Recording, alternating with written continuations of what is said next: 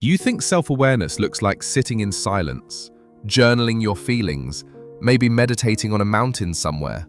That's the picture we've been sold. But here's the strange part.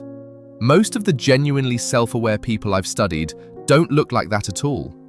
They look like the person at work who seems a little too quiet. The friend who never finishes their sentence the way you expect. The one who apologizes for things that aren't even their fault. Self-awareness, it turns out, doesn't always look peaceful. Sometimes it looks like discomfort. So today we're going through 11 signs that you're more self-aware than you realize, and a few of them might genuinely surprise you. And here's why that matters more than people think. Self-awareness gets sold to us as this calm, enlightened state. Like once you reach it, everything clicks into place. In reality, almost everyone who actually has it describes the opposite experience. It feels like static, like a part of your brain is always slightly busy, monitoring, cross-checking, second-guessing. So if any of this sounds less like peace and more like low-grade exhaustion, stick around, because that might actually be the most reliable sign of all. Let's start with sign 1. You notice your own patterns before anyone points them out. Most people only realize they have a habit, a flaw, a recurring mistake after someone else calls it out. Self-aware people catch it first.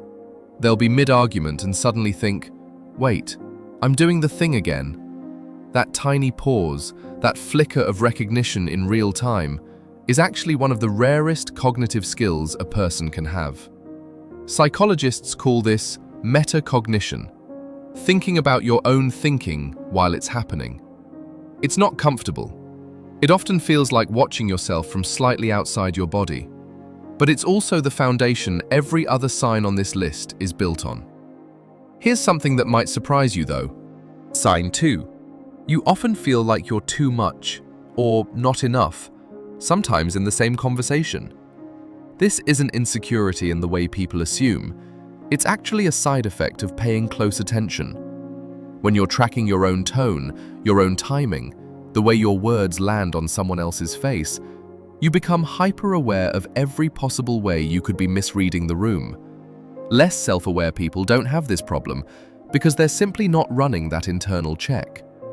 The discomfort you feel isn't a flaw, it's the cost of looking closely. Now let's pause for a second, because sign 3 is the one that trips people up the most. You apologize for things you didn't actually do wrong. Not out of weakness, out of an instinct to take responsibility for how a moment felt, even when the moment wasn't your fault. Self-aware people often default to checking their own behavior first before they ever consider blaming someone else. It's a habit built from constantly auditing yourself. The downside is they sometimes absorb guilt that was never theirs to carry. The upside is they rarely walk away from a conflict without genuinely understanding their part in it. Sign 4. You can describe exactly why you feel a certain way, not just that you feel it. Most people stop at "I'm anxious" or "I'm annoyed." Self-aware people go further. They'll say something like, "I think I'm anxious because this reminds me of a time I felt out of control." That specificity isn't overthinking, it's emotional granularity, a term researchers use for the ability to identify precise emotional states instead of vague ones.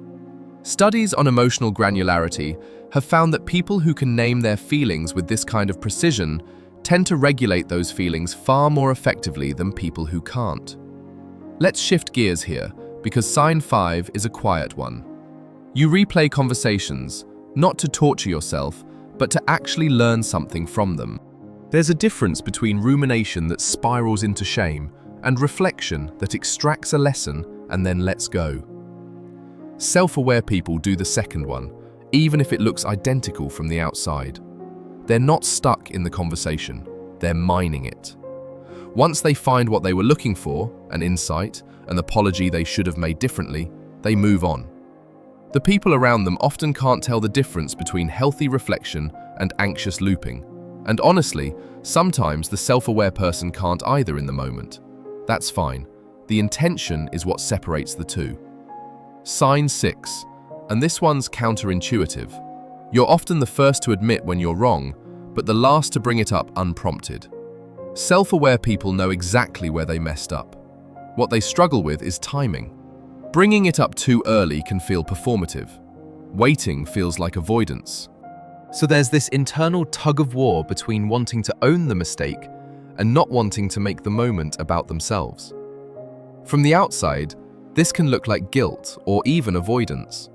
From the inside, it's actually careful calculation about how to take responsibility without making someone else manage your emotions about your own mistake.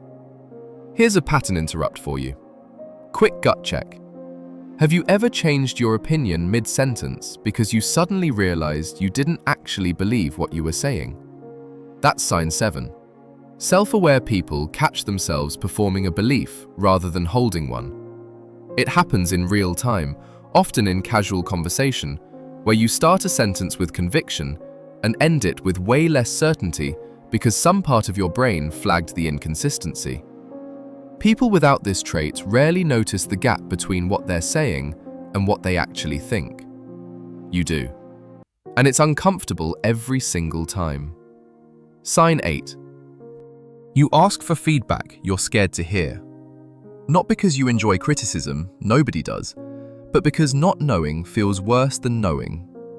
Self-aware people have learnt that uncertainty about their own blind spots is more anxiety-inducing than the temporary sting of hearing something hard. So they ask the question anyway. What did you really think?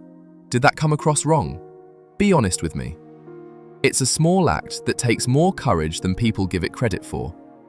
Let's stay here for one more second, because there's a layer underneath sign 8 that's worth naming. The fear isn't really about the feedback itself. It's about the gap between how you see yourself and how you're actually coming across to other people.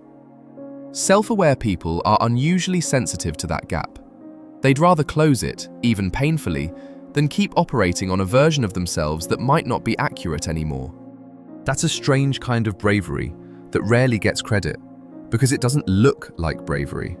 It looks like someone nervously asking, "Hey, can I ask you something?" and then bracing for the answer. Sign 9 is one most people misread completely. You get quieter, not louder, in moments when you're most emotionally affected. The instinct most people have is to externalize big feelings immediately. Talk it out loud, react fast. Self-aware people often do the opposite. They go inward first. They need a beat to process before they can articulate anything coherent. This can look like coldness or detachment to people who don't understand it. It's actually the opposite. It's someone trying very hard not to say something they haven't fully thought through yet. Sign 10. And this one ties everything together so far. You can hold two contradictory feelings about the same person or situation without needing to resolve them immediately. You can love someone and be disappointed in them in the same breath. You can be proud of a decision and still wonder if you made the wrong one. Most people feel pressure to pick a side, to decide once and for all how they feel. Self-aware people tolerate the discomfort of not knowing yet.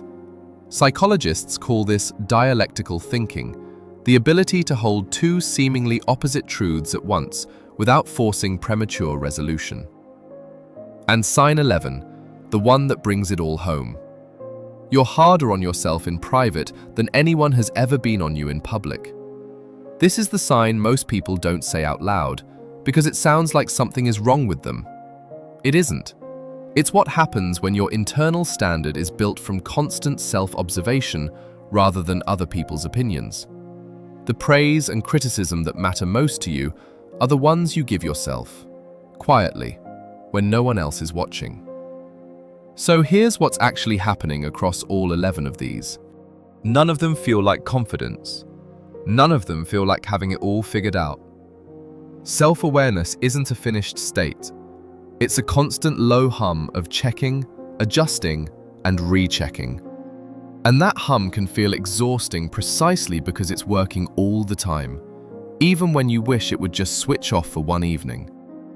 If most of these sounded familiar, you're not broken, and you're definitely not alone in this. You're just running a kind of internal audit most people never bother to start. Tell me in the comments which sign hit closest to home. I read every single one. And if this gave language to something you've never quite been able to explain about yourself, send it to someone who might need to hear it too.